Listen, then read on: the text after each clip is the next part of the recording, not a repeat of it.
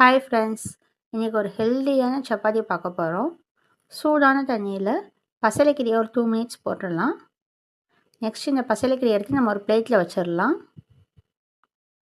நல்ல ஹெல்தியான ரெசிபிஸ் வேணும்னா என்னோடய சேனலை சப்ஸ்கிரைப் பண்ணிக்கோங்க. என் வீடியோவை லைக் பண்ணுங்கள். உங்கள் ஃப்ரெண்ட்ஸ் அண்ட் ஃபேமிலியோட ஷேர் பண்ணுங்கள். இந்த மாதிரி நீங்கள் செஞ்சு பார்த்து உங்கள் கமெண்ட்ஸை எனக்கு இந்த வீடியோவில் சொல்லுங்கள். நெக்ஸ்ட்டு நல்லா கொதிக்கிற தண்ணியில் கொஞ்சம் பட்டாணி சேர்த்துக்கலாம். இதையும் எடுத்து வச்சிடலாம்.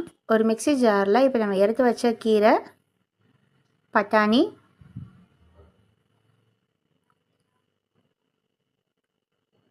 கொத்தமல்லி,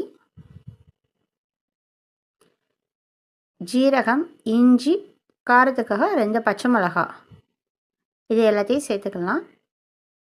நான் வீட்டிலே ரெடி பண்ணி வச்ச பன்னீர் வச்சுருக்கேன். அந்த பன்னீரையும் இப்போ நம்ம சேர்த்துக்கலாம்.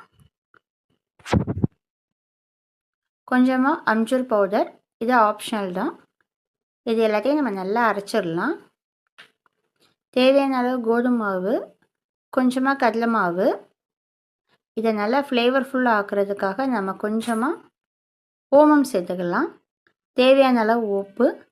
இப்போ நம்ம அரைச்சி வச்சுருக்கோம் இல்லையா, அந்த பேஸ்ட்டையும் இதில் ஊற்றி நல்லா நம்ம சப்பாத்தி மாவு மாதிரி பிணைஞ்சிடலாம். இதை சப்பாத்தி செய்ய நல்லா வரும். நம்ம அரைச்ச பேஸ்ட்டே கரெக்டாக இருக்கும் பிணையிறதுக்கு. இதில் சப்பாத்தி செஞ்சு சாப்பிட்டா அவ்வளோ டேஸ்ட்டாக, ஜூஸியாக, டேஸ்ட்டாக செம்மையாக இருக்கும். நார்மல் சப்பாத்தி மாதிரி முன்னாடி பின்னாடி திருப்பி போட்டு வேக வச்சிடலாம். இதில் நெய் சேர்த்தா இன்னும் டேஸ்ட்டாக இருக்கும். இதுக்கு என்ன சைட் டிஷ் வச்சு சாப்பிட்டாலும் செமையாக இருக்கும். டேஸ்டியான ஹெல்தியான சப்பாத்தி ரெடி. Thank you all.